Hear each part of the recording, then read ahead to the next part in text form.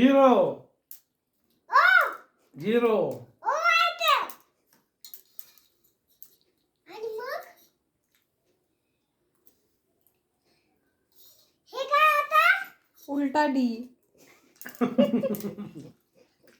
नाही, small D. अच्छा small D. बरोबर आहे. बरोबर आहे.